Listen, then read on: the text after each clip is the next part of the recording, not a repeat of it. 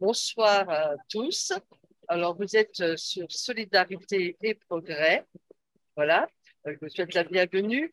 Et la discussion aujourd'hui sera sur ce qu'on nous cache à propos du cannabis.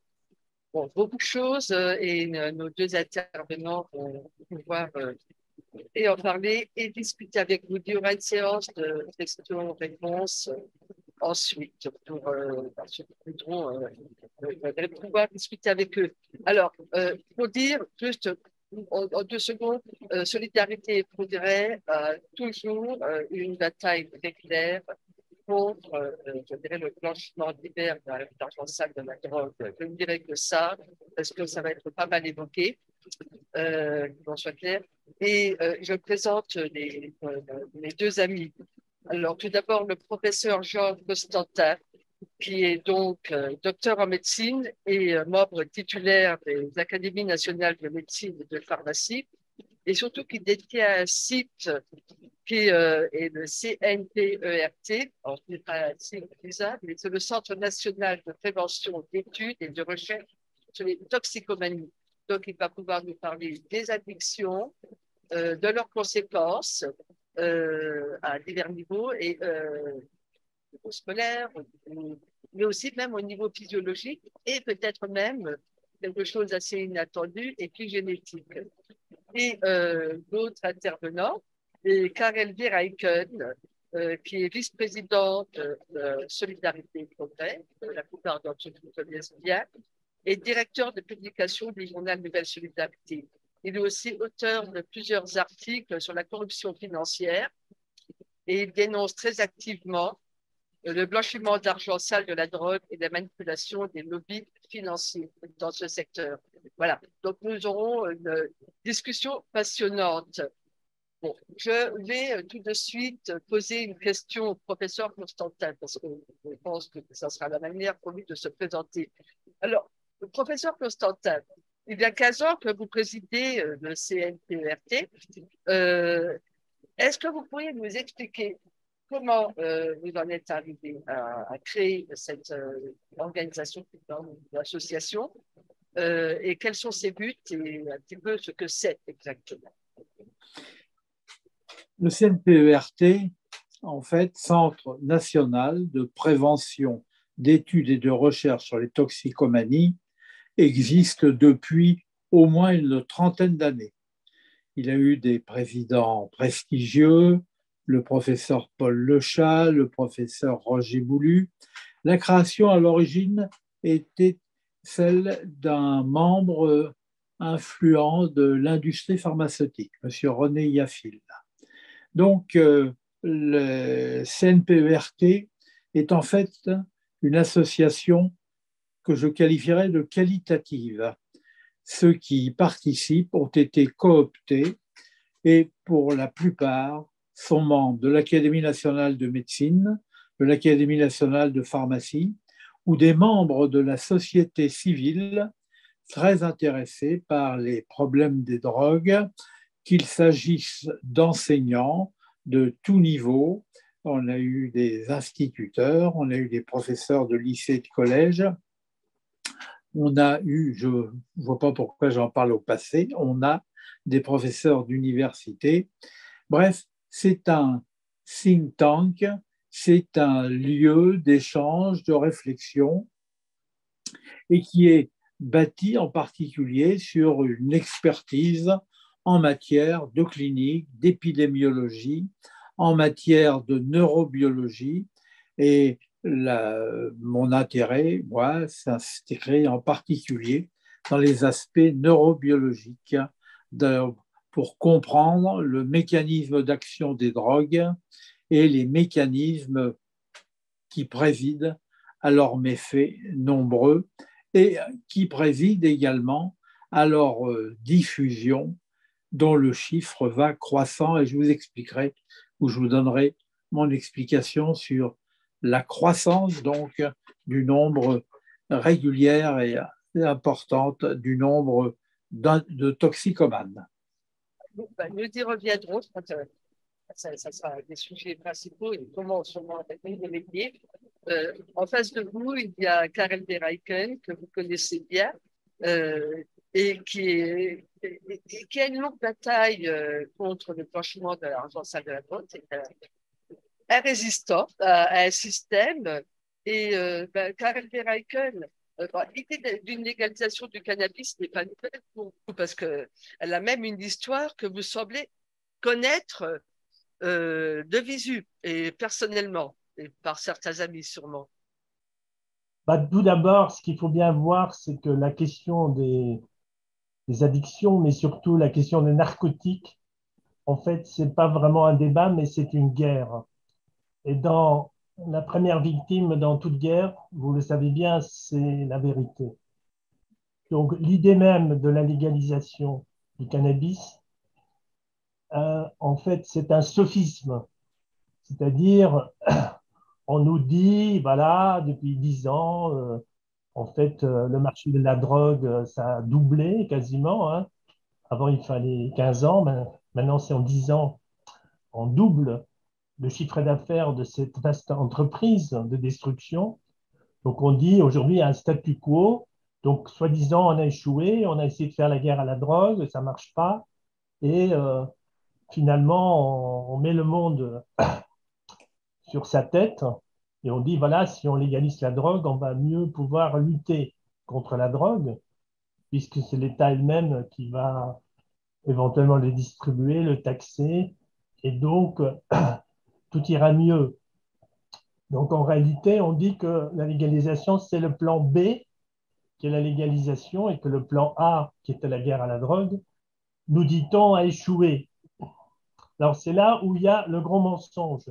En réalité, la guerre à la drogue, on l'a pas perdue pour la toute simple raison, c'est qu'on l'a jamais fait. C'est-à-dire, si vous voulez faire une guerre, évidemment, il faut commencer par identifier l'ennemi.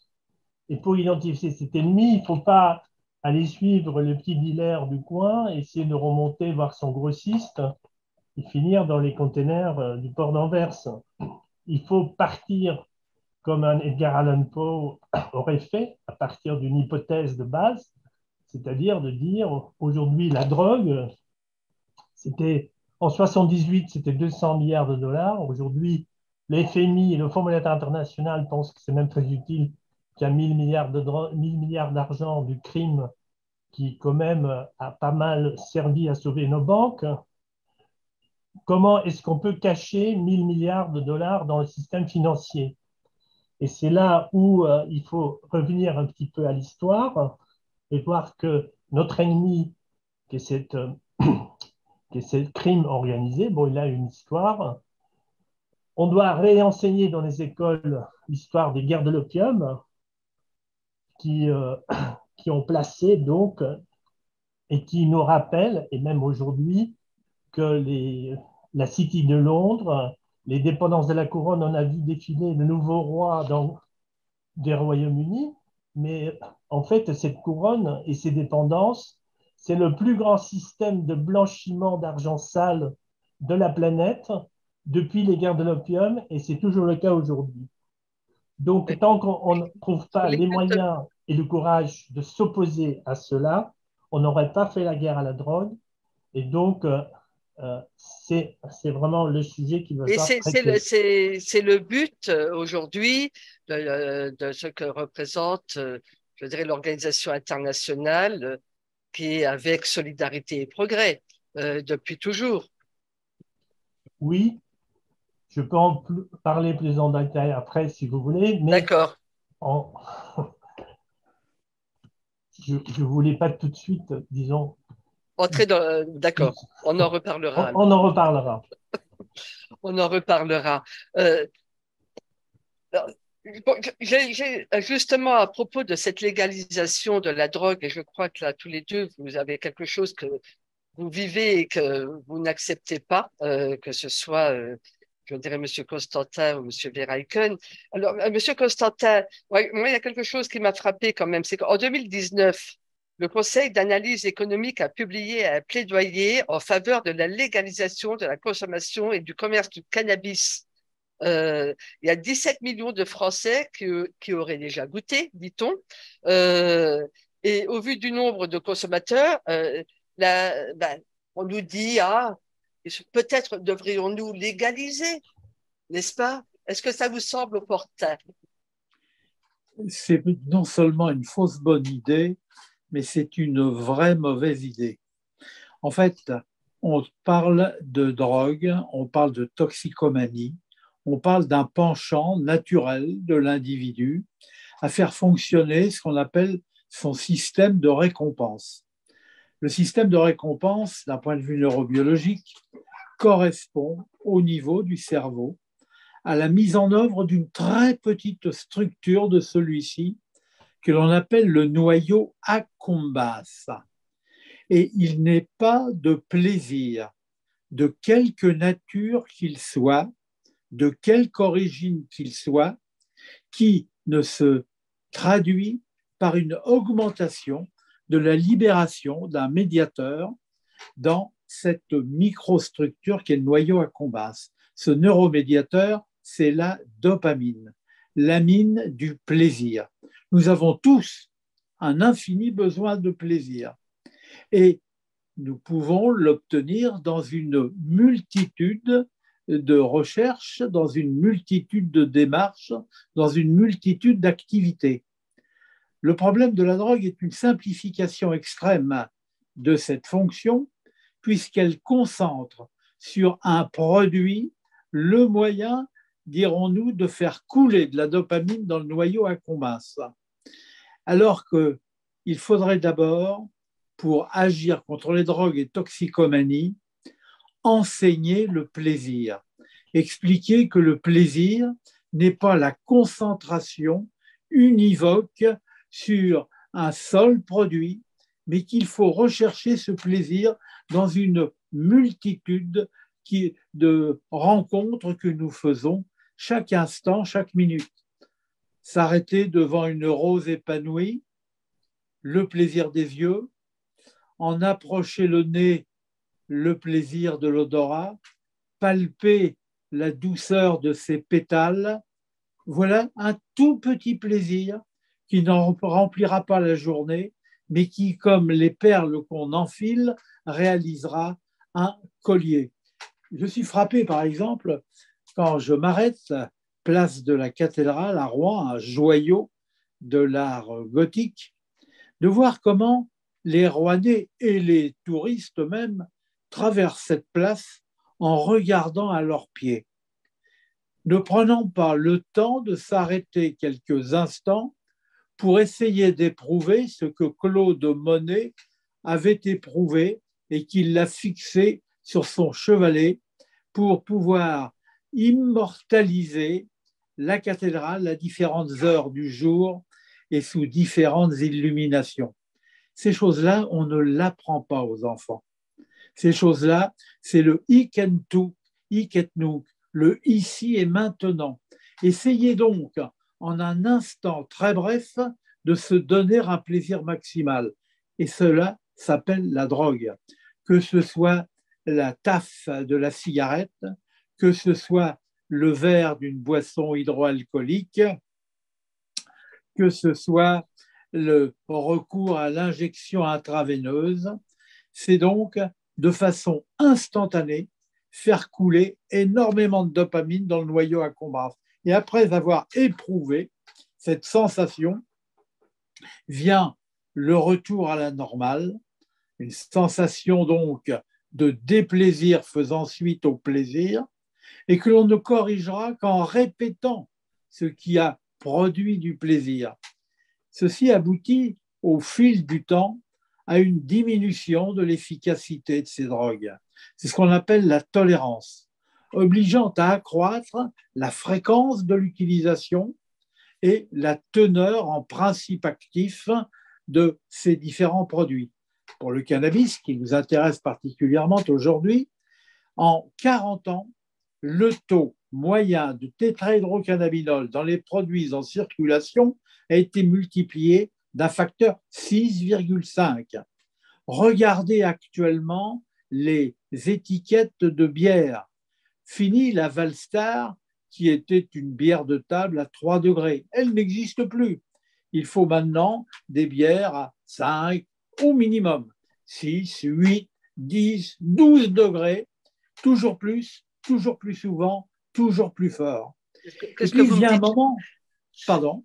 Qu'est-ce que vous me dites là? Vous êtes en train de dévier la conversation. Là, vous me parlez de l'alcool. Tout le monde nous dit que l'alcool, Mais la drogue est une drogue au même titre que le tabac, au même titre que le cannabis. Il y a un continuum dans tout cela. On commence par le café. Et puis ensuite, on va y ajouter l'alcool. Et puis ensuite, on va y ajouter la cigarette. Et puis ensuite, on va y ajouter le cannabis. Et comme ces effets-là s'épuisent à libérer de la dopamine dans le noyau accumbens, eh bien, on va rajouter d'autres produits. C'est le phénomène dit de l'escalade des drogues qui conduit à une situation de plus en plus commune qui est celle des polytoxicomanies. Il est rare, autrefois, il y avait l'alcoolique et qui ne consommait que de l'alcool. Certes, il y ajoutait du tabac et du café, mais les choses se limitaient là.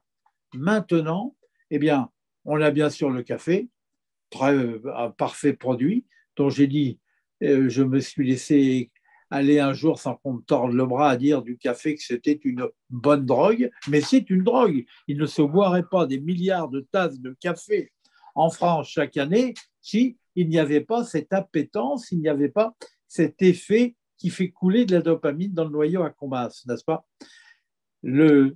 Pardon. Vous êtes donc en train de nous dire qu'on nous drogue à nos dépens.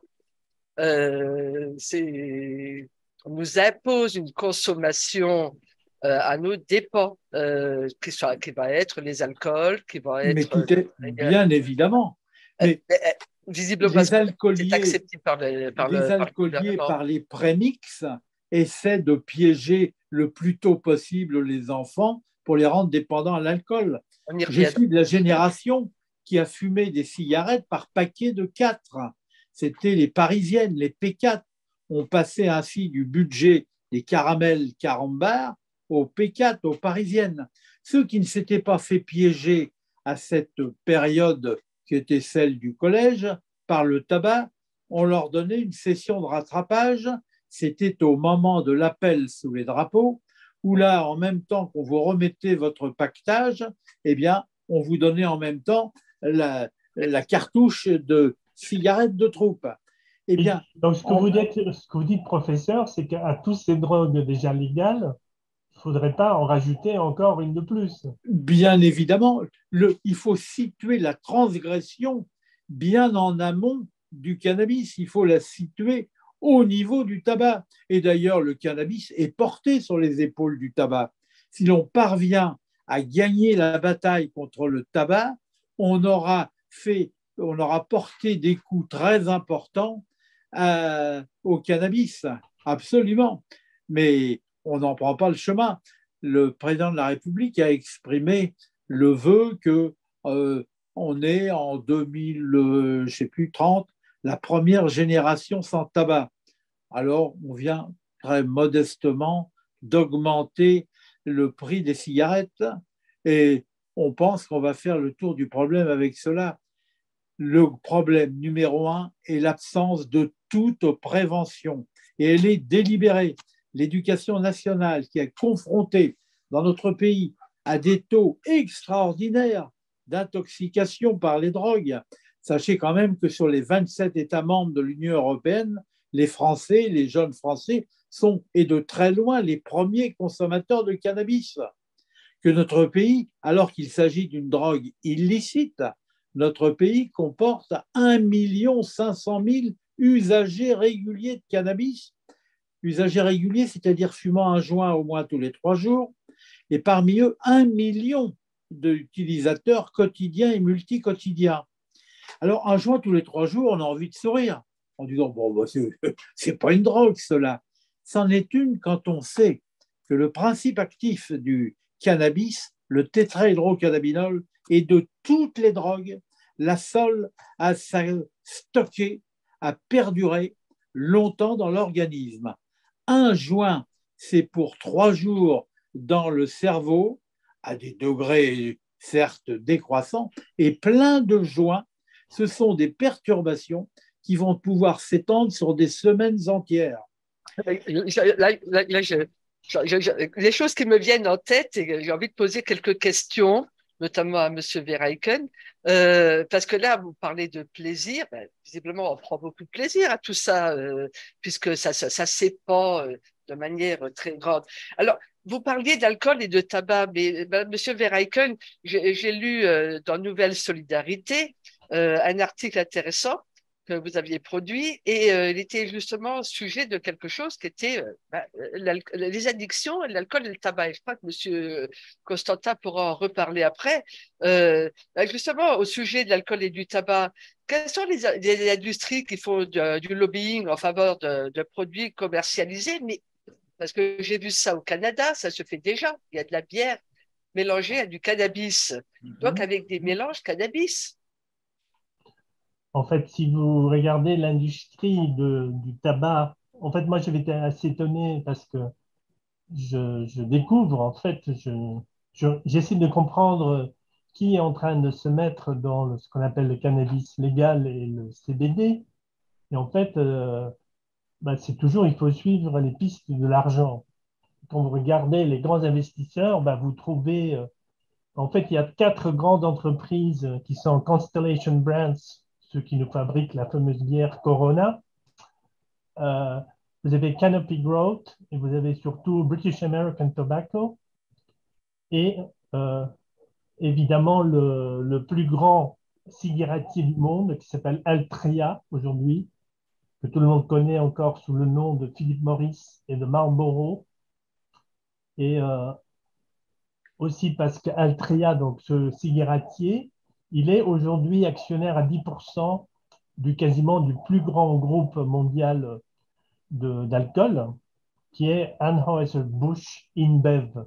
InBev qui étaient les Belges et les Brésiliens, et qui sont les rois du monde dans les bières artisanales. Euh, alors, tous ces braves gens, alors s'il y a des sites, vous trouvez sur les sites, ça a été parfaitement révélé que ces gens-là, en fait, payent donc des lobbyistes. Ils ont des Altria, par exemple, ils ont plusieurs centaines de lobbyistes à Bruxelles. Ils ont des centaines de lobbyistes aux États-Unis dans chaque État. Et ils dépensent énormément d'argent pour que ces lobbyistes aillent convaincre, écrire les projets de loi dans différents États pour faire évoluer, soi-disant, donc les législations sur la consommation du CBD d'abord, parce que c'est un peu le cheval de Troie, parce qu'une fois, même s'il y a un taux de THC qui est à moins de 0,3%, une fois que vous légalisez la production du chanvre pour distribuer du CBD, évidemment, vous créez toute une filière de production du chanvre et petit à petit, les législations sont affaiblies et donc tout d'un coup, voilà, on lance des produits. Maintenant, en France, la dernière mode, c'est le HHC, hein, donc qui est le hexahydrocannabinol, c'est-à-dire qu'on a utilisé les déchets de la plante où il y en a très peu, du HC, mais on va le transformer, on va faire du cannabis synthétique. C'est déjà quasiment en vente aujourd'hui dans les magasins de CBD en France. Et on dit non, on ne peut pas l'interdire parce qu'il n'y a aucune étude qui montre que c'est une drogue. Donc on est le monde à l'envers, alors qu'on a quasiment inscrit le principe de précaution dans la Constitution. Là, et le CBD, ça a été un cap qu'on a franchi, c'est-à-dire qu'on lance des produits, et après on dit, bon, maintenant on va voir si c'est interdit ou pas, etc. etc. Et donc, la société humaine est en fait en retard sur l'industrie de la drogue.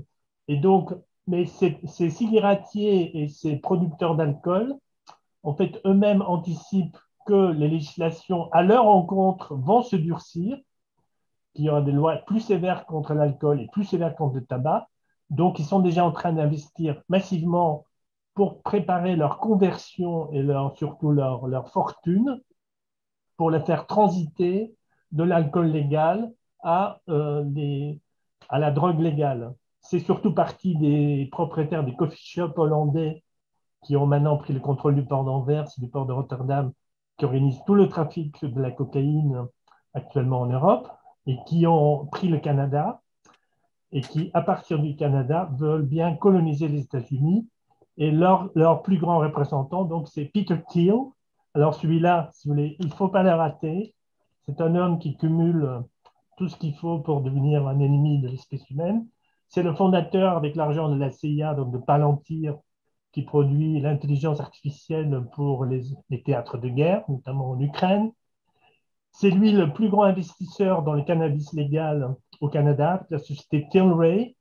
Et Tilray, par exemple, il y a 2 mois, est venu en Europe discuter avec le gouvernement allemand pour voir ensemble comment trouver les meilleures lois pour légaliser le cannabis en Allemagne. Donc, ce n'est pas un truc américain ou canadien, c'est quelque chose de mondial. Et donc, voilà, il faut vraiment créer une volonté politique pour s'opposer à cela. Sinon, il faut cesser plutôt de leur dérouler le tapis rouge pour tous ces gens-là qui passent comme étant, en Russie, on dit que c'est des oligarques, en Europe, aux États-Unis, on dit que c'est des entrepreneurs extrêmement brillants. Donc, il faut peut-être changer notre vision des choses. Oui, mais Monsieur Constantin, vous-même, vous enseignez encore dans certains collèges, vous faites face à tout cela. Ça a des répercussions, ce que dit Monsieur Verheiken. Vous êtes notamment, vous avez. Alors, je vais avoir une question un peu. Vous-même, vous êtes membre de l'Académie de médecine. À l'intérieur de l'Académie de médecine, il y a bien une discussion à partir de cela. Il y a bien volonté d'agir. Est-ce qu'elle peut influencer le débat politique à ce niveau?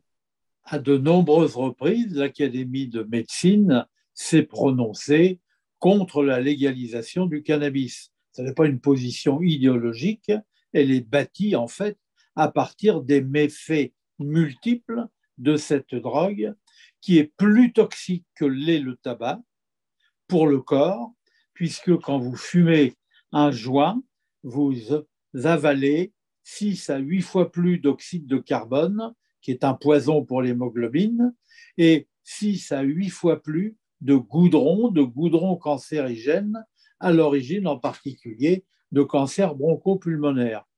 Donc, il y a une toxicité physique qui l'emporte sur celle du tabac, dont je vous rappellerai que le tabac est à l'origine dans notre pays de 75 000 morts chaque année, alors que la route ne fait plus que 3 200 victimes. Donc, le cannabis est plus toxique au plan physique que ne l'est le tabac, mais qui plus est, le cannabis a une toxicité cérébrale effrayante. Et je pèse mes mots, effrayante parce qu'elle s'abat sur la jeune génération à la phase de sa maturation cérébrale.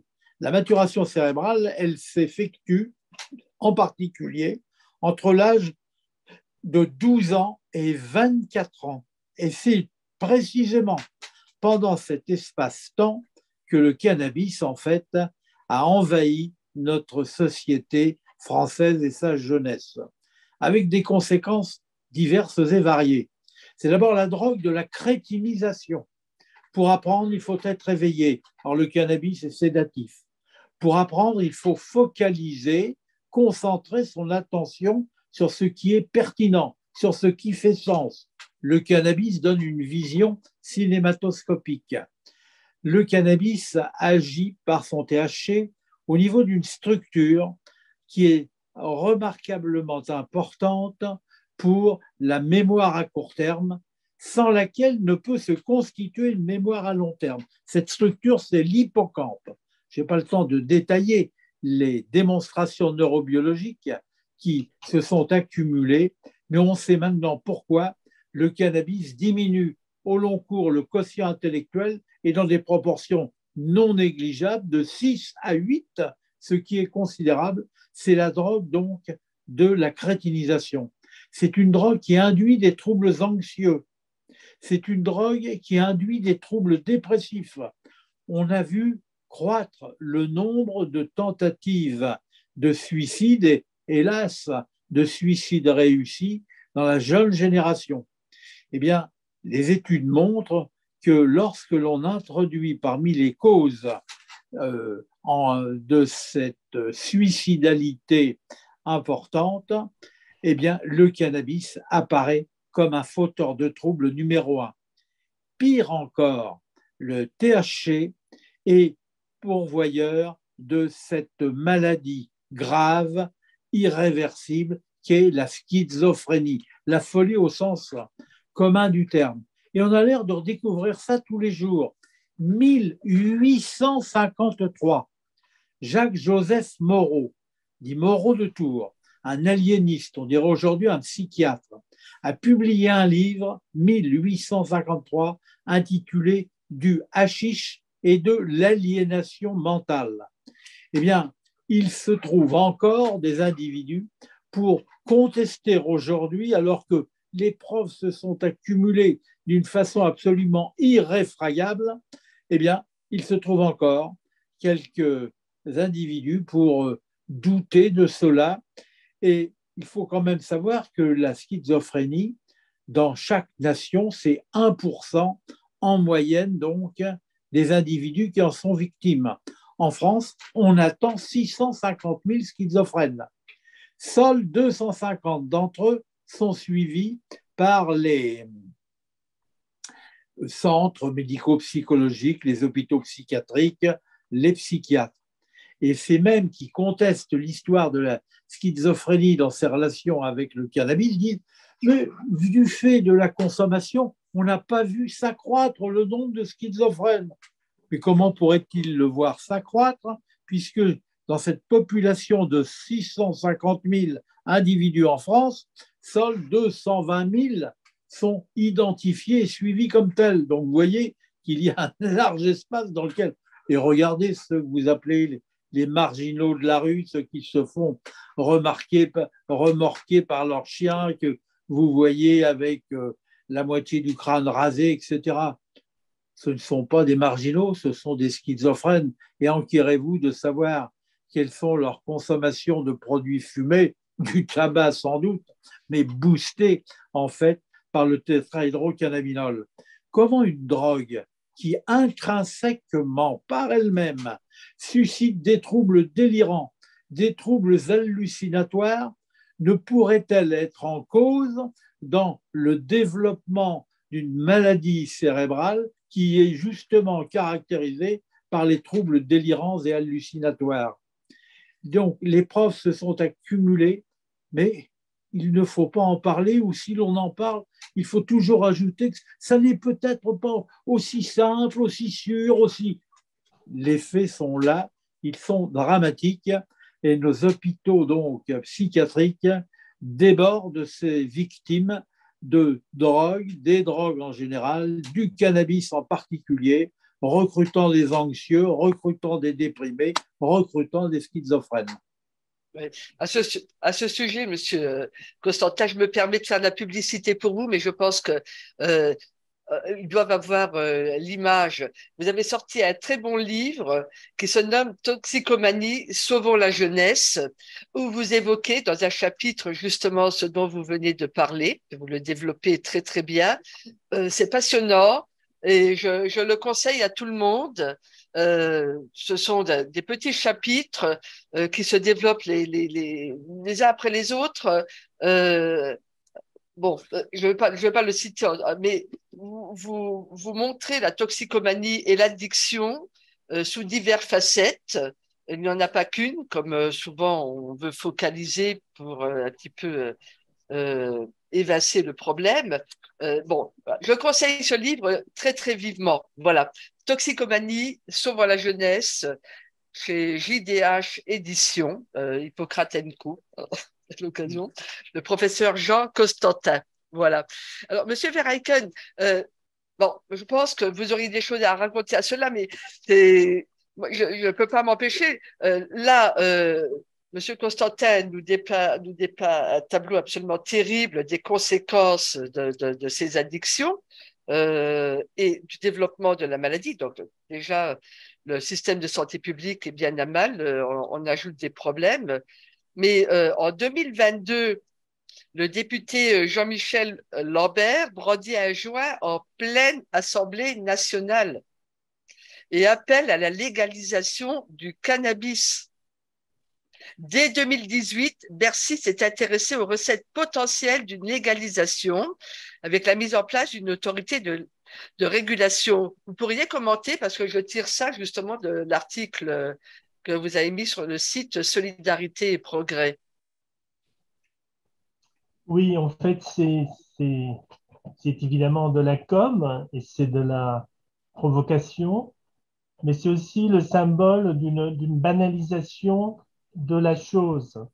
Et cette banalisation, elle est venue notamment par l'Union européenne.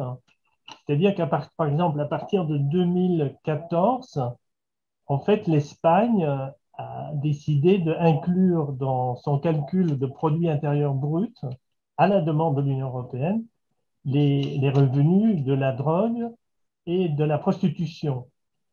Et au début, c'était juste l'Espagne. La France n'était pas très chaud pour ça parce que le PIB est quand même le culte, à l'INSEE, il y a quand même le culte du produit intérieur brut. C'est quand même là le critère de jugement de tous nos politiques.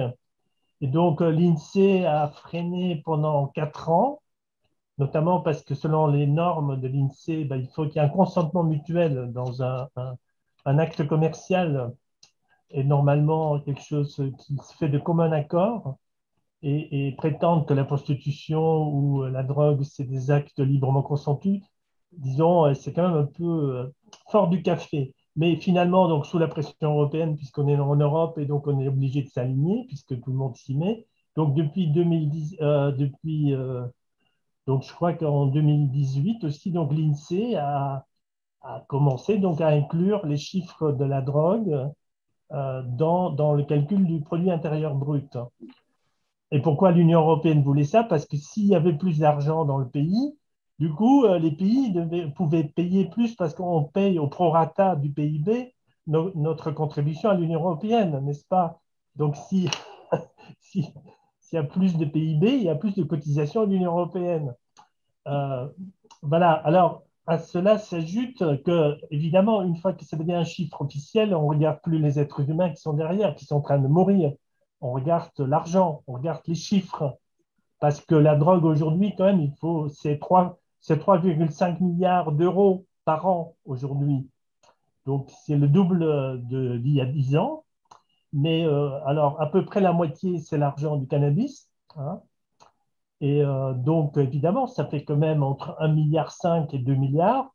Et donc, il y a des gens parfaitement logiques qui disent, voilà, si on taxe cet argent-là, ben là, on aura un peu l'argent pour s'occuper des gens qui sont schizophrènes et les victimes de la chose vont être soignées avec l'usufruit du crime. Donc, on se moque vraiment du monde. Oui. Oui. Mais bon, on a ce développement visiblement approuvé par les autorités politiques. Là, j'ai vu aussi que ça atteignait gravement nos pays européens. Il y a une entrée de la mafia. Je m'adresse à Karel Verheiken. Il y a une entrée des mafias de la drogue dans les pays européens, notamment en Hollande ou en Belgique. Euh, c'est grave. Alors, on parle de légalisation de la drogue là en France, euh, et peut-être que monsieur Constantin pourra répondre ensuite parce que il y a quelque chose qui m'intrigue un peu, c'est toute l'affaire du CBD, mais peut-être après monsieur Verheiken. Quelle incidence a à cette mafia? Quelles conséquences a cette mafia sur la vie quotidienne et sur la vie politique dans ces pays et dans le futur, dans notre pays d'ailleurs? Ah, disons, vous pouvez le lire il y a pas mal d'enquêtes. Il y a eu l'enquête de Der Spiegel en Allemagne qui était très complète l'année dernière. Euh, Après plusieurs mois, le nouvel observateur a fait quelque chose de très pointu aussi. Mais c'est des situations qu'on croyait réservées à la Colombie, quoi.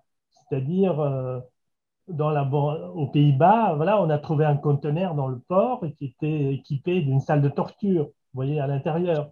Vous avez les gens des mafias mexicaines, péruviennes ou colombiennes qui sont venus suivre la filière, qui font le service après-vente hein, dans le port de Rotterdam, d'Amsterdam, d'Anvers et maintenant du Havre et même de Dunkerque. Hein. Donc, vous retrouvez toutes ces filières. Hein. Donc, à Anvers, rien qu'à Anvers, il y a plus de 110 tonnes de cocaïne qui ont été saisies en 2022. Donc, c'était une hausse de 35% par rapport à l'année précédente. Et donc, vous avez des situations quasiment de coup d'État, c'est-à-dire, il y a aux Pays-Bas, c'est une membre de la famille royale c'était une étudiante qui prenait le vélo tous les jours pour aller à Amsterdam. Bon, elle a failli être enlevée, quoi. Donc, elle a dû être mise à l'abri dans un bunker. Un jour, le ministre de la Justice au Belgique, il est rentré d'un voyage à l'arrivée. On a dit, Monsieur le ministre, on ne peut pas garantir votre sécurité, donc on vous demande, vous et votre femme, de vous mettre pendant 2 mois à l'abri, parce que même avec l'armée, la police et la gendarmerie en Belgique, on n'est pas capable de garantir votre sécurité. Donc, donc, donc c'est la fin, disons, la drogue, le système de la mafia, c'est un système fasciste, c'est un système totalitaire. Et donc, et la drogue, c'est leur moyen de nous coloniser. Donc, si vous voulez, il faut leur déclarer la guerre. Et c'est là où, effectivement, la question, c'est de les frapper au portefeuille. Et voilà, moi, ce que je constate, c'est que depuis 1978, notre mouvement avec M. Larouche aux États-Unis, on avait mis le doigt sur cette banque qui est HSBC, de Hong Kong and Shanghai Banking Corporation, qui est aujourd'hui est toujours quasiment la plus grande banque d'Europe, hein, après Paribas. Bah, cette banque, elle a été partie, tout le monde l'a pris les mains dans le sac. Falciani, l'ancien employé de HSBC, qui a fait un livre là-dessus, euh, qui ont servi notamment au sénateur Carl Levin aux États-Unis en 2012, quand il avait fait son rapport sur HSBC.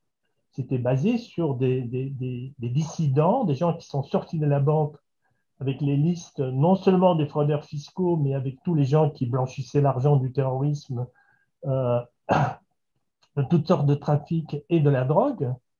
Et voilà, ces gens-là, ils ont été convoqués par le gouvernement américain. Ils se sont excusés. Hein. HSBC s'est excusé. Ils ont dit, pour échapper aux peines pénales, on accepte de payer 1,9 milliard de dollars, mais il n'y a aucune de ces personnes n'a été mise en prison. L'ancien patron de HSBC, il a été ennobli par la reine d'Angleterre. Il est devenu ministre dans le gouvernement Cameron. Donc, si vous voulez, on a 2 poids 2 mesures, hein, comme mettant en prison les El Chapo et les chefs des cartels de la drogue. Moi, je veux bien. Mais qu'on mette aussi en prison les chefs du cartel de la finance qui opèrent à partir de la City et de Wall Street, qui contrôlent les paradis fiscaux et qui sont toujours là et devant tout le monde s'incline. Donc, il faut savoir ce que nous voulons effectivement comme société future. Est-ce que nous voulons volontairement nous soumettre à ce fascisme narco-financier ou est-ce que nous voulons effectivement avoir un monde un petit peu différent pour nos enfants? Oui. Justement, je reviens vers le professeur Constantin parce que là, à côté de chez moi, là, à 200 mètres, j'ai une boutique de CBD avec tous les articles. C'est rentré en France il y a peu de temps.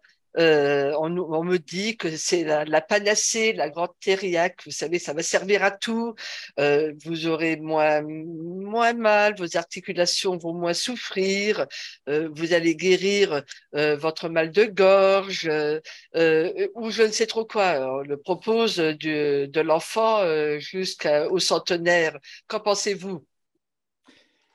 Bien, lorsqu'il est devenu patent, lorsqu'il est devenu évident que le tétrahydrocannabinol, au niveau des États responsables, ne pouvait pas être diffusé sans des risques importants sur la population, l'idée géniale a été de rechercher dans la plante une autre substance qui n'aurait pas en particulier les effets psychotropes qui sont ceux du tétrahydrocannabinol.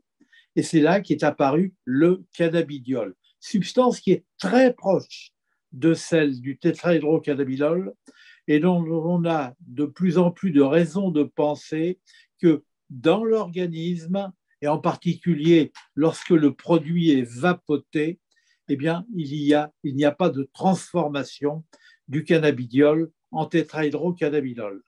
Par contre, deux sources possibles. Ou bien ce cannabidiol est produit par synthèse et on lui connaît à ce moment-là une pureté absolue. Ou bien il est obtenu par extraction à partir du cannabis et comme il est très proche du THC, eh bien il y a des taux résiduels de THC dans ce cannabidiol au point que des boutiques en France ont été fermées parce que ces taux dépassaient, je crois que c'est le 1%, qui était jugé acceptable. Détour par les fleurs. Les cultivars, c'est-à-dire des variétés botaniques particulières de cannabis, sont pour les unes très pauvres en THC et très riches en cannabidiol. Comme il peut y avoir, comme il ne s'agit pas de produits avec un lot que l'on peut vérifier à tout moment, quand il s'agit de fleurs, est-ce que c'est une fleur d'un pied riche ou d'un pied pauvre en THC, n'est-ce pas? Eh bien, la France, très raisonnablement, avait interdit donc la vente des fleurs dans ses magasins, estimant qu'elle n'était pas en mesure d'effectuer un contrôle fleur par fleur de sa teneur relative en THC ou en tétrahydrocannabinol. Eh bien, le Conseil d'État, je crois, oui, c'est le Conseil d'État, ça ne relève pas du Conseil constitutionnel, sous la pression des communautés européennes, a levé cette interdiction. Autrement dit, dans les magasins où l'on vend des fleurs riches en cannabidiol, celles qui sont sur le dessus du flacon comportent peut-être essentiellement du cannabidiol, mais rien n'empêche que celles qui sont au fond du paquet soient riches en THC, ce qui pourrait contribuer bien évidemment à l'effet d'appel à la consommation de ces produits. Donc, c'était une idée géniale pour valoriser toutes ces serres, tous ces investissements qui avaient été faits, tous ces lobbyistes qui avaient été mis en place, de trouver autre chose dans le cannabis que le tétrahydrocannabinol. Alors, on a commencé par dire non psychotrope pour bien le délimiter, pour bien le départager du THC. Mais ensuite, il fallait quand même bien le vendre et pour le vendre, il fallait quand même lui trouver des propriétés. Et alors là, on s'est mis à décliner une multitude de propriétés psychotropes, anxiolytiques, analgésiques, aide au sommeil. Et alors là, ça a remplacé tout, même le beurre et les maris en voyage, c'est devenu un produit absolument fabuleux. Vous avez utilisé le terme de thériaque, madame, ou celui de panacée.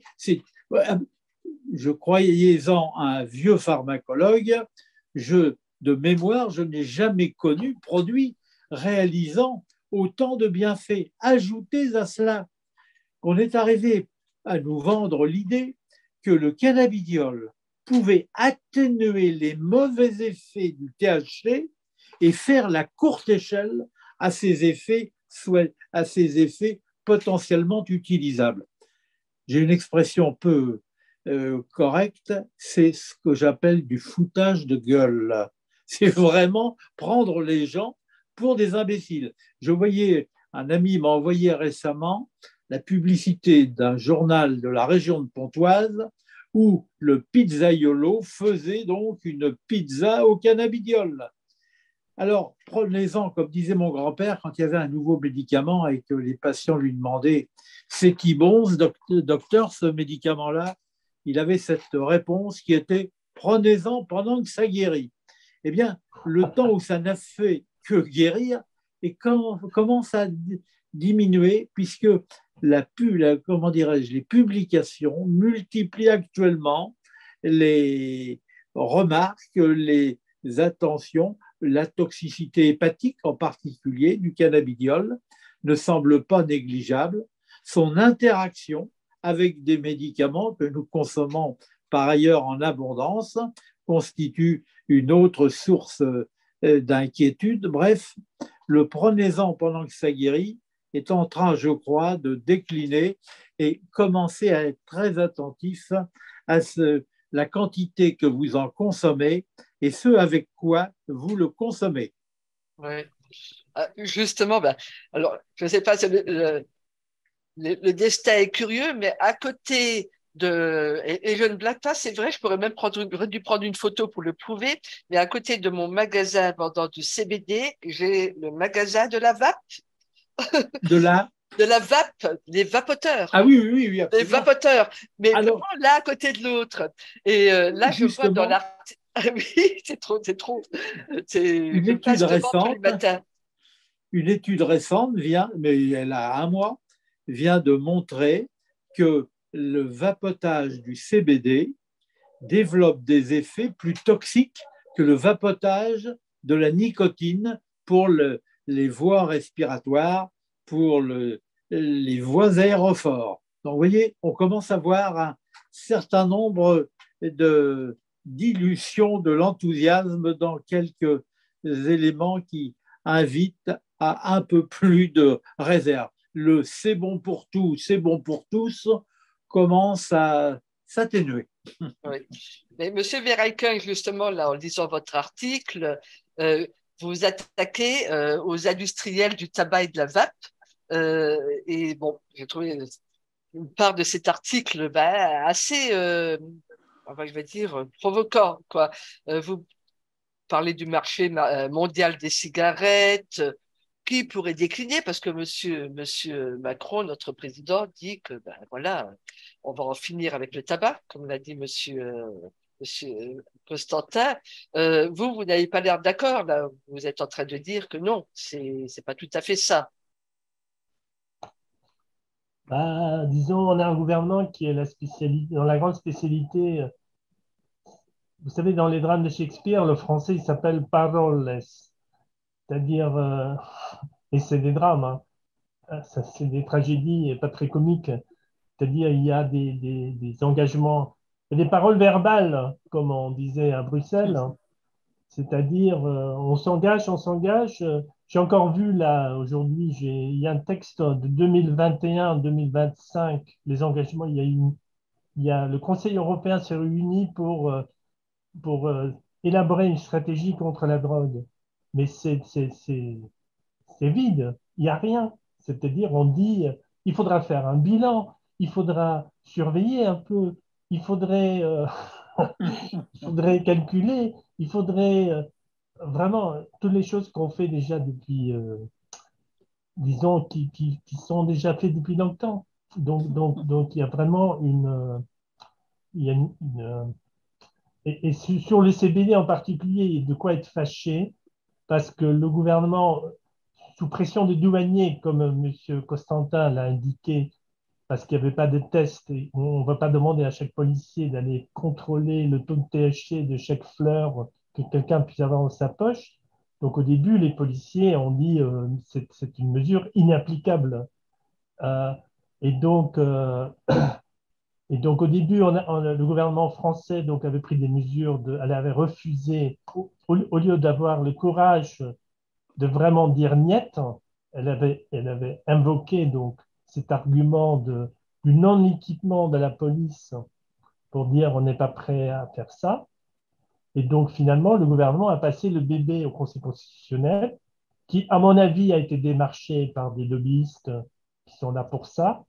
Je n'ai pas encore contrôlé les registres, parce que maintenant, normalement, le Conseil d'État doit déclarer les lobbies, les représentants d'intérêts particuliers qu'elle rencontre, mais sans doute, donc sous pression, en fait, du coup, le Conseil d'État a simplement dit, puisque la République tchèque produit du CBD et que la République tchèque est un pays membre de l'Union européenne, la France ne peut pas interdire un produit qui est autorisé dans un autre pays de l'Union européenne. Moi, je suis désolé, on peut le faire. Si la France avait dit c'est la folie et ça menace l'état de santé publique et donc ça représente à terme c'est une menace pour notre société, la France peut parfaitement invoquer des.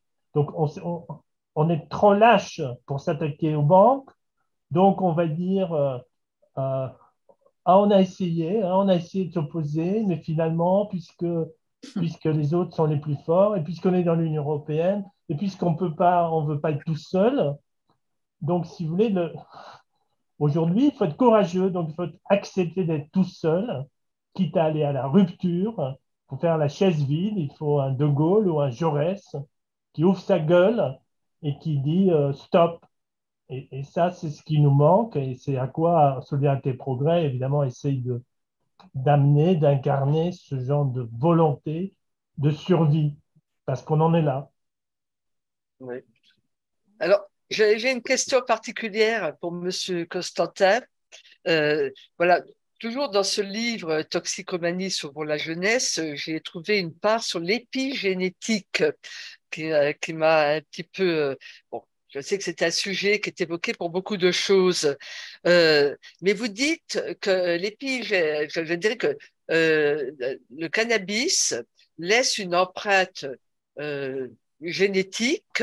Euh, sur la personne qui en consomme, mais non seulement sur la personne qui en consomme, mais sur ses descendants, sur ses enfants. Euh, alors, je voudrais que vous m'en parliez un petit peu. Bon, je sais que c'est un vaste sujet, mais l'évoquer quand même, je crois que c'est important.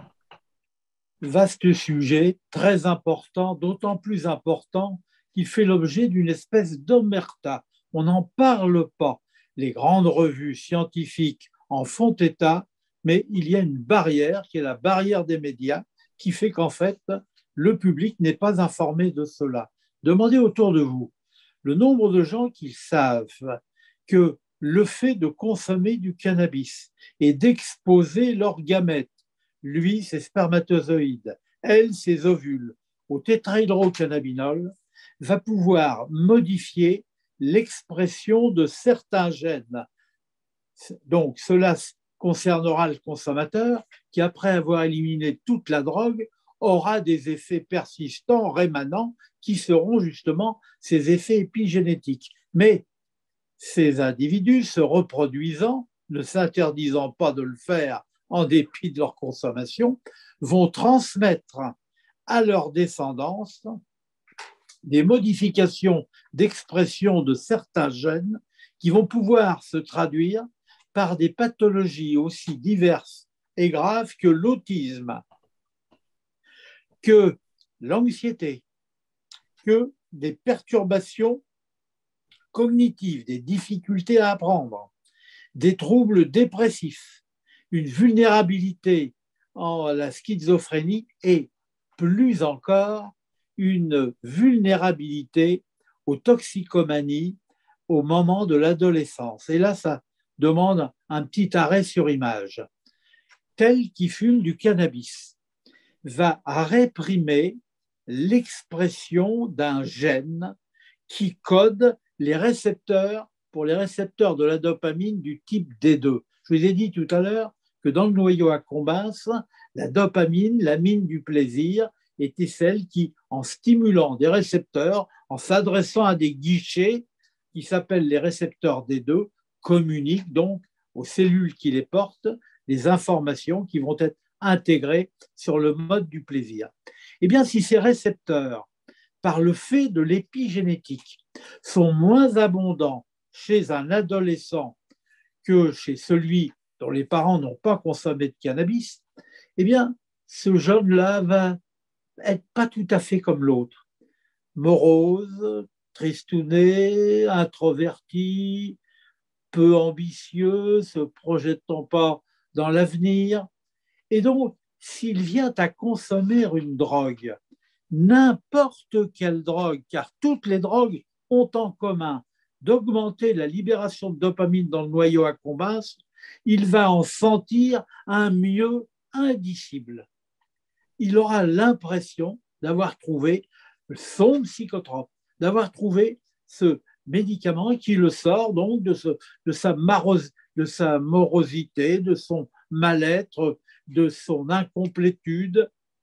Et dès lors, parce qu'il éprouve des sentiments aussi forts et aussi puissants, très logiquement, il y vient, il y revient, il en use, il en abuse, il en devient dépendant. On savait que les enfants d'une famille où on consommait des drogues étaient à l'adolescence beaucoup plus volontiers victimes de toxicomanie. Mais on disait, c'est le mauvais exemple, c'est parce qu'on ne leur a pas fait de prévention, c'est parce que les drogues traînaient dans l'appartement. Tout ça est parfaitement recevable. Mais la signature neurobiologique, on l'a maintenant au travers de la diminution de densité des récepteurs dopaminergiques D2 qu'infligent les parents consommateurs de cannabis à l'enfant qu'ils vont procréer. Et voilà pourquoi le nombre de toxicomanes ne peut aller qu'en s'accroissant, parce que le nombre de consommateurs de cannabis s'accroît, la vulnérabilité donc aux toxicomanies à l'adolescence va se faire de plus en plus fréquente. Ajoutez à cela, toujours par un mécanisme épigénétique, tel qui a modifié l'expression de certains de ces gènes par le THC, lorsqu'il va être confronté à une drogue, et cela a été démontré pour la cocaïne et pour les morphiniques, eh bien, la première expérience va pour lui être d'emblée extraordinaire. Avant de devenir accro à l'héroïne ou à la cocaïne, il faut quand même pratiquer, avoir quelques usages itératifs pour entrer dans le système de l'addiction. Mais là, celui qui a été préparé par le cannabis à l'action d'autres drogues les reçoit d'emblée sur un mode exceptionnellement appétitif, avec ce qu'on appelle un effet de récompense décuplé. Et parce qu'il vit cette expérience-là, eh bien, il se fait happer, il se fait accrocher. Dans ma consultation au cannabis que j'ai menée pendant une dizaine d'années pour rester au cœur de ce sujet et à proximité donc de la jeune patientèle, c'était toujours la fin de ma consultation était toujours tu es accro, tu vas avoir un mal fou si tu y parviens à te détacher du cannabis, car il faut savoir qu'on ne dispose d'aucun moyen pour détacher du cannabis celui qui en est devenu dépendant. Mais la recommandation principale était surtout ne t'approche d'aucune autre drogue car elle refermerait sur elle les mâchoires de ce piège dont tu ne te déferais pas. C'est pas terrible avec le cannabis, mais ce sera pire si tu y ajoutes d'autres drogues. C'est angoissant ce que vous dites là. En tout Mais cas, oui, oui. c'est pourquoi je serai lundi au collège de Barentin pour en 3 sessions de 2 heures aller faire passer ces informations à cette jeune génération. Quand on est vieux, eh bien, il reste toujours la possibilité d'être encore utile et c'est le sens de l'utilité que je déploie au service de mes jeunes concitoyens, nos germes d'éternité terrestre. Je rebondis là-dessus parce qu'il y a une question à laquelle M. Verheiken n'a pas répondu. Solidarité et progrès et nos amis dans le monde se battent depuis très longtemps contre la légalisation des drogues et contre les blanchiments divers. Et je voudrais quand même que on évoque le sujet. Là, si vous le voulez bien, voilà. Moi, je pense qu'on peut avoir une résistance politique à ce genre de choses. Je sais que la mafia et les cartels assassinent les opposants, ça c'est sûr. Mais enfin, voilà. Ma question est, cette bataille existe. Pouvez-vous m'en parler et nous en parler? Et puis, est-ce vraiment possible d'organiser un véritable combat politique contre ces forces? C'est pour moi la question. Ah oui. Je pense que j'en ai déjà dit un peu, c'est-à-dire, euh, disons, nous, notre combat, donc, il a commencé très tôt, donc en 78, c'est-à-dire notre mouvement aux États-Unis, Monsieur Larouche, avait vu qu'il y avait en fait, que HSBC voulait acheter aux États-Unis une banque qui s'appelle Marine Midland Bank, qui était une banque plus ou moins normale, autant qu'une banque puisse être normale. Et donc, on a branché une équipe de journalistes, disons, entre militants, donc on a fait toute une enquête donc, sur cette banque HSBC et on a publié, donc on a sorti un livre, je vais vous le montrer ici, vous voyez là, ça s'appelle Dope Inc., c'est-à-dire CAM, Société Anonyme, donc la drogue en tant qu'entreprise. Vous voyez la couronne britannique, le drapeau britannique avec une grosse seringue. Donc ça, c'est 78. Hein. Alors, disons, c'est devenu un best-seller. Donc, on l'a réédité en 86 et on l'a réédité encore une troisième fois en 92. Vous voyez, on a chaque fois enrichi les éditions. Donc, je vous le conseille vivement. C'est devenu un peu la Bible des enquêteurs, ceux qui veulent vraiment faire les enquêtes sur les réseaux financiers de la drogue. Et donc, autour de ça, donc aux États-Unis, on avait créé une coalition anti-drogue, c'est-à-dire qu'on a réuni des enseignants, des gens comme le professeur Constantin, qui aurait probablement fait partie de notre coalition anti-drogue, euh, des journalistes, des hommes politiques, etc., en disant, voilà, peu importe nos différences, il va falloir qu'on trouve ensemble une solution pour faire ça. Et donc, alors, ça a porté ses fruits. Je peux vous donner quelques éléments donc, des résultats. D'abord, ça a été donc en 96, le GAFI, donc le groupe d'action financière qui est basé à Paris, qui est supposé de coordonner l'action des gouvernements, entre gouvernements, contre le blanchiment. Le GAFI, en septembre 96, a dit le Royaume-Uni, et en particulier la City de Londres, demeure attrayant pour les blanchisseurs d'argent en raison de la taille et de la sophistication de leur marché financier. Donc là, ce n'est pas moi qui parle, hein, c'est le GAFI. En 2000, il y a eu le rapport parlementaire de Montebourg et de Payon qui ne mentionnent pas du tout la banque HSBC, mais qui disent quand même que la couronne britannique et les dépendances, comme Gibraltar, comme l'île de Man, les îles Guernesey, les îles Vierges britanniques, les îles Caïmans, où vous avez tous les hedge funds qui sont basés là-bas, ce sont des boîtes aux lettres dans lesquelles, en fait, il n'y a pas d'employés dans ces banques-là. Hein. C'est des branches de banques avec zéro employé qui permettent simplement pour les circuits financiers. Donc ça, c'était dénoncé par Montebourg et Payan. Ensuite, il n'y a rien.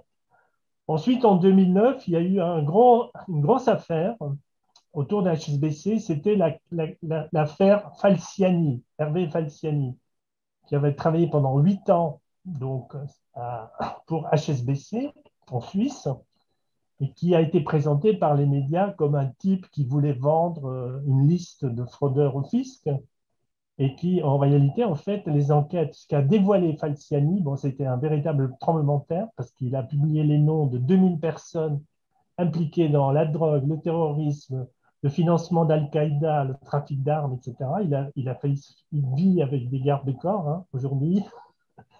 Euh, mais en fait, ça a servi par la suite, notamment à Carl Levin, un sénateur américain, qui a fait donc un rapport sur HSBC, reprenant ses accusations. Et HSBC donc, a envoyé son patron parler devant le Sénat, je vous ai dit tout à l'heure. Le grand patron s'est excusé et la banque a fini par payer une amende de 1,9 milliard de dollars, tout en continuant ce qu'elle fait. Hein.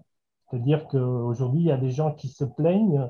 Il y a de nouveau des anciens de HSBC qui disent qu'en fait, tout ça ne servait à rien parce que c'est une banque, c'est une banque qui est trop gros pour faire faillite et donc trop gros pour être mis en prison.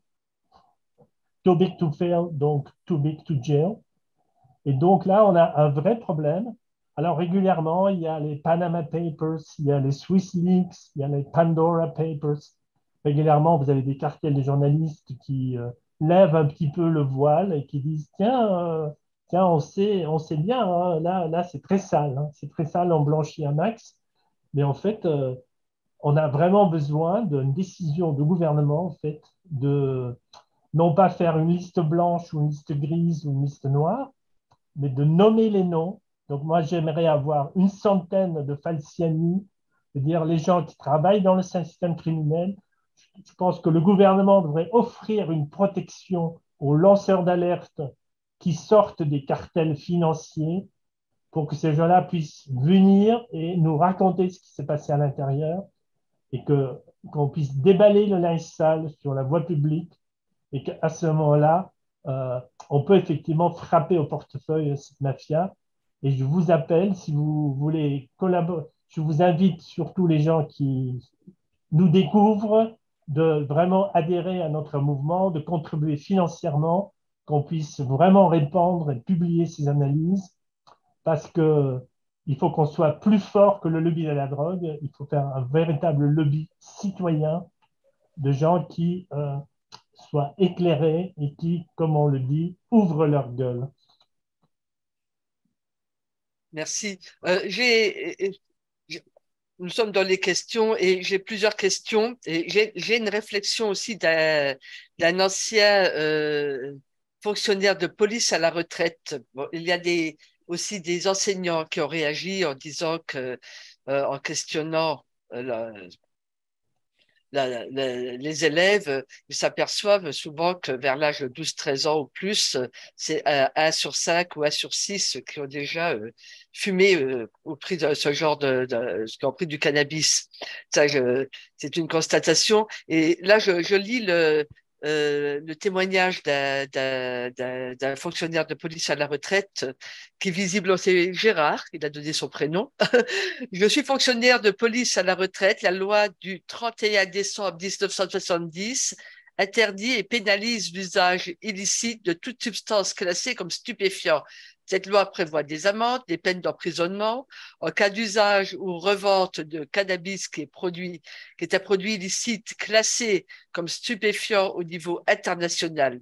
S'agissant de l'usage, qu'il s'agisse de cannabis, d'ecstasy, de cocaïne ou toute autre substance psychoactive illicite, l'usage est un délit puni d'une peine maximale d'1 an de prison et de 3750 € d'amende. Enfin, il décrit tout cela et il dit on a tout pour qu'aujourd'hui on arrive à la dépénaliser. Et malgré tout cela, on a tout pour qu'on arrive à dépénaliser et légaliser le cannabis. Il est assez outré. Voilà. J'ai une autre réaction parce qu'on parlait de plaisir tout à l'heure. Et c'est même plusieurs personnes qui ont réagi. Il y a eu Muhammad, Johan, et puis d'autres. Je ne vais pas donner tous les prénoms, mais bon, certaines personnes visiblement ont une idée là-dessus. Euh, euh, je vais prendre une citation. Baudelaire a dit le hashish fut pour moi une curiosité exotique, l'opium une habitude tyrannique. Le cannabis ne pourrait-il pas donner un coup de pouce à la créativité? Ça, c'est la question que me posaient ces personnes, visiblement. Euh, Tels de grands auteurs qui se sont laissés tenter par l'opium, cette drogue qui leur a offert un monde nouveau. Ces fameux poètes maudits, selon l'expression de Verlaine, ces fameux paradis artificiels de Baudelaire. Voilà. Alors, j'amène la réflexion parce que c'est quelque chose qui visiblement est important pour les gens, c'est-à-dire qu'ils ont du mal à faire de la part là-dedans. Et c'est vrai que la créativité, la soi-disant créativité, c'est pas simplement les poètes maudits, mais on l'entend beaucoup dans la culture ou la contre-culture actuelle. Alors, voilà, je pose la question à tous les deux parce que vous avez sûrement une réflexion particulière, Monsieur Constantin, Monsieur Verheiken. Je fais partie de l'Agence française de lutte contre le dopage. Et lorsque des sportifs développent des performances sous l'influence donc des substances dopantes, eh bien, leurs exploits se trouvent invalidés. Eh bien, je pense qu'il faudra un jour revisiter la littérature, les arts, etc., pour faire la part entre ceux qui avaient des talents naturels et ceux qui s'en sont fabriqués à grands coups de drogue et de toxicomanie. Oui, oui, j'avais pensé, comment dire, tout d'abord, c'est tout à fait vrai, c'est-à-dire, je pense que le professeur a raison, que la drogue, à la limite, ça va amplifier quelque chose, mais qui éventuellement existe déjà avant. Donc, si vous êtes déjà, vous avez une imagination, bah, elle peut amplifier votre imagination. Après, est-ce que l'imagination tout seul, ça fait de l'art? C'est un autre débat. Euh, Moi, je dirais enseignant, surtout, et là, je pense que le professeur a vraiment mis le doigt sur la chose fondamentale, c'est qu'il faut une éducation au plaisir. Parce que le problème, effectivement, est là. Et là, moi, je cite toujours le philosophe Leibniz qui disait, l'amour, c'est souhaiter la félicité d'autrui. Donc, l'éducation, c'est apprendre, en fait, à prendre son plaisir en faisant le bien. On prend son plaisir en faisant quelque chose pour les autres. Donc, c'est un plaisir qui est au-delà même de notre biologie, de ce point de vue-là. Moi, ma dopamine, si je peux donner de l'eau à quelqu'un qui a soif, si je peux nourrir quelqu'un qui a faim, si je peux offrir un toit ou du réconfort physique ou moral aux gens qui en ont vraiment besoin, c'est au-delà du plaisir. Ça devient de la joie. C'est de la joie d'être en accord avec son essence, avec son humanité. Et ça, c'est le contraire. Euh, L'enfer de la drogue, c'est la course effrénée à des petits plaisirs éphémères qu'on va jamais pouvoir satisfaire.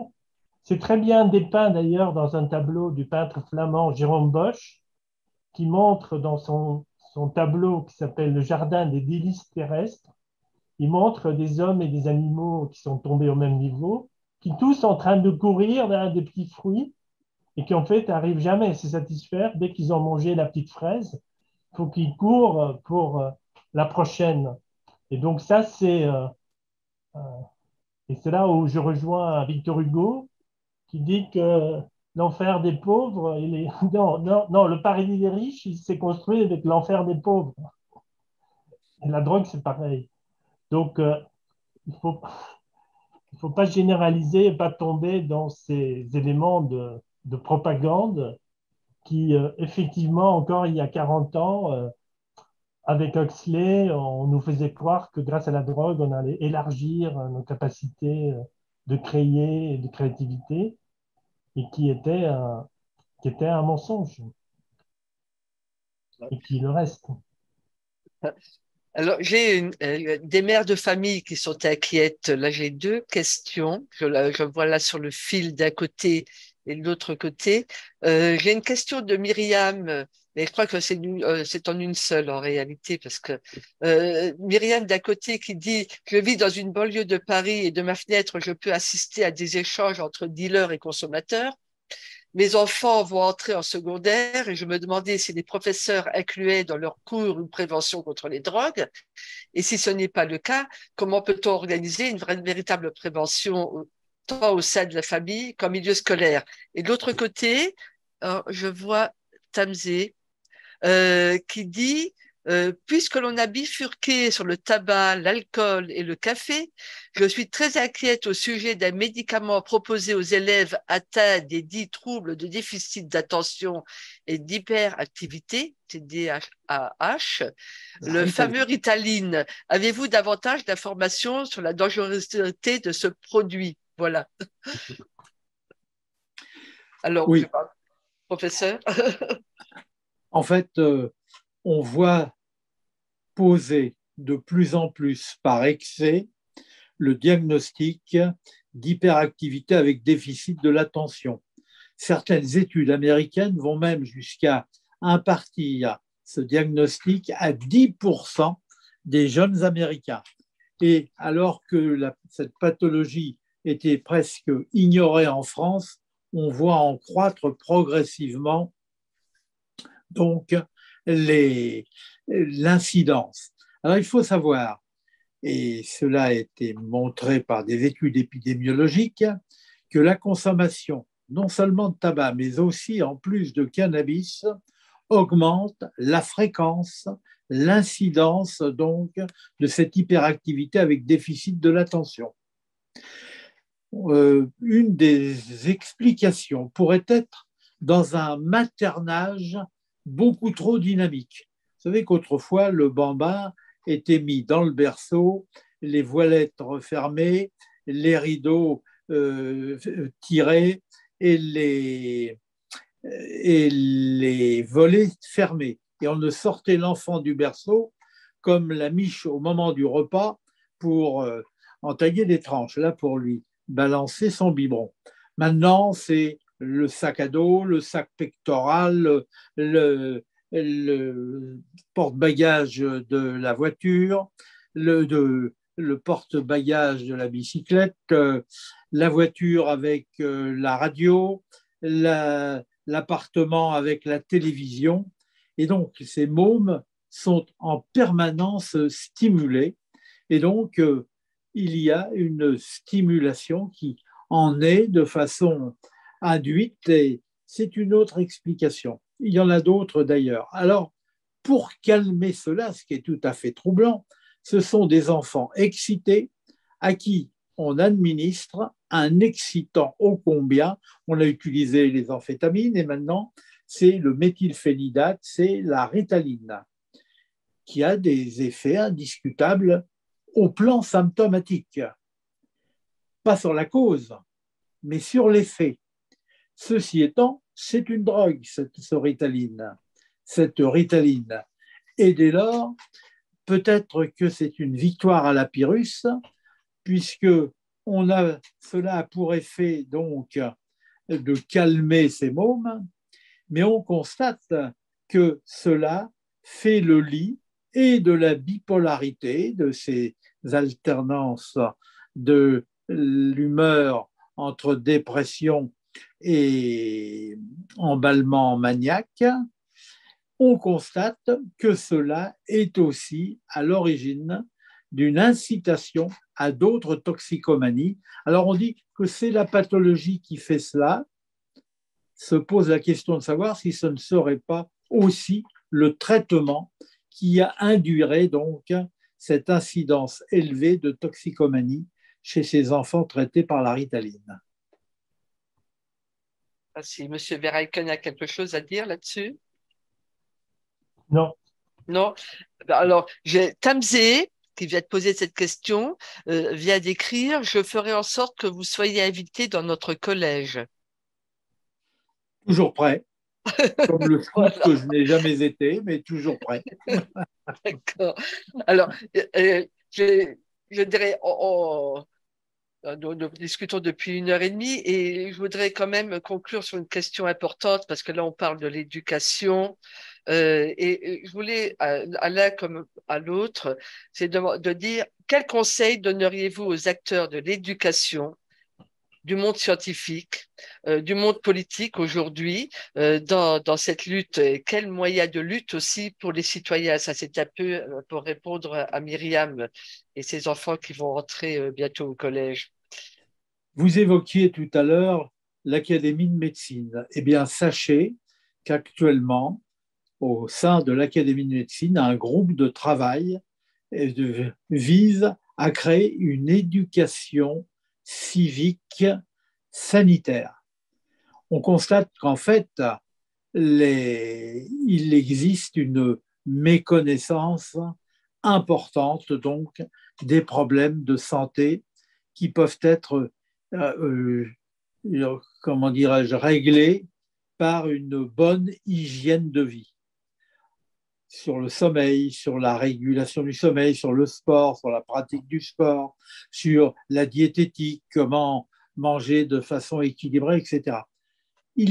On ne dira pas que rien n'est dit à cet égard, mais les choses restent au niveau de la physiologie, au niveau de la théorie, sans franchir le pas qui est la redation de la culture qui est transmise par l'école et les conséquences qu'elle a ou peut avoir sur la vie du citoyen. On constate que les parents sont très démunis, par exemple, pour prendre en charge les addictions de leurs enfants. Mais ça tient au fait que ça n'est pas d'aujourd'hui qu'il existe une carence majeure. L'Observatoire européen des drogues et toxicomanie a décerné un carton rouge à la France pour sa déficience majeure en matière de prévention.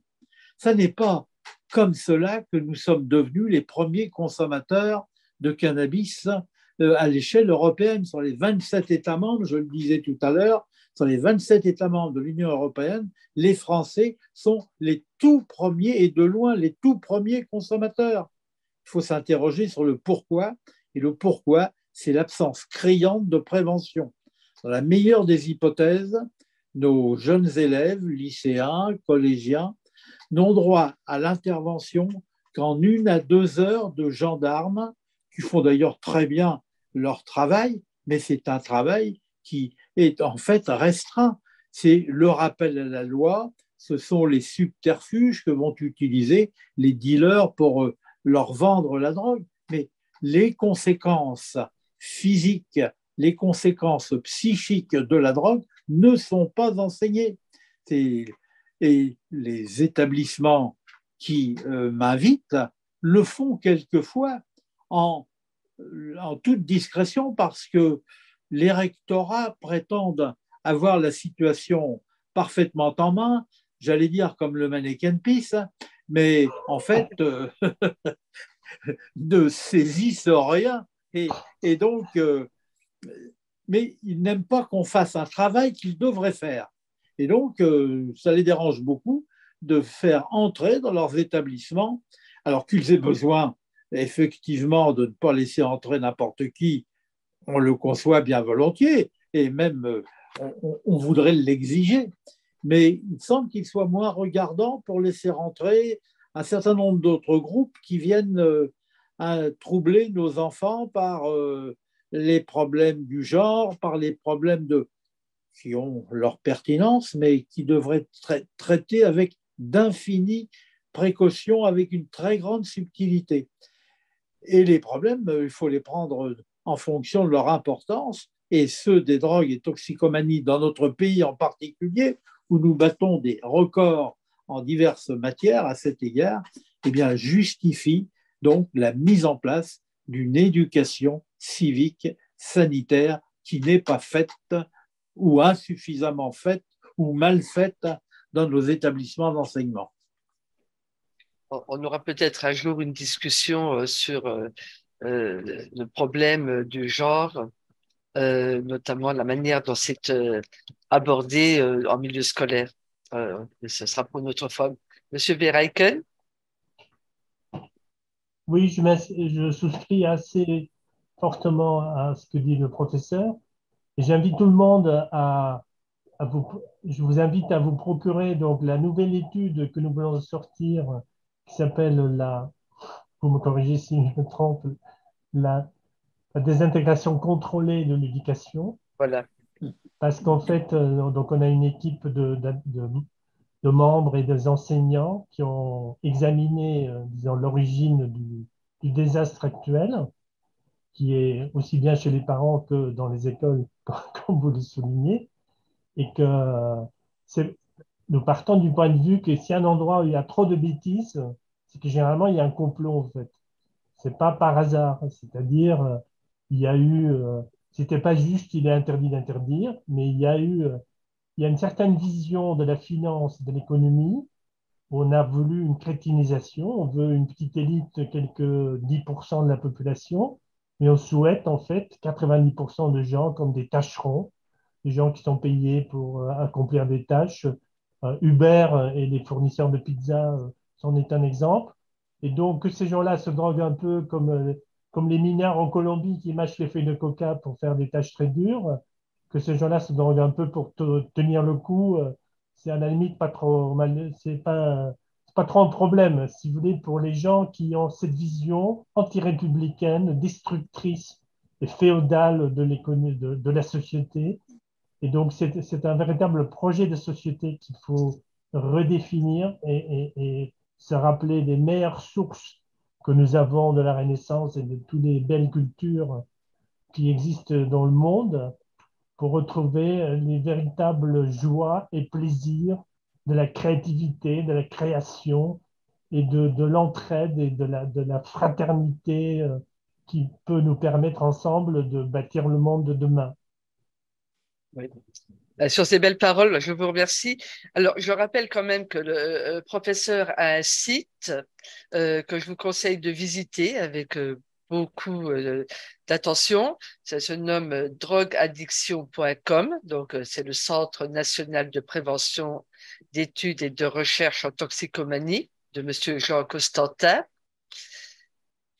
ainsi que son livre Toxicomanie, sauvons la jeunesse. Pour ce qui est, pour nous retrouver ben, sur Solidarité et Progrès, nous avons un site qui explore énormément le sujet au niveau politique, économique, financier. Enfin, vous pourrez solidaritéetprogrès.fr et prendre contact avec nous. Voilà.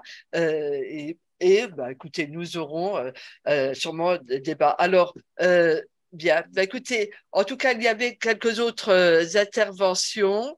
Je ne peux pas tout donner, là, ça va faire peut-être un peu long. En tout cas, je remercie nos invités, je remercie tous ceux qui ont assisté et voilà, nous aurons d'autres sujets passionnants à retrouver sur notre chaîne et sur Facebook. À bientôt. Merci, à bientôt. Au revoir.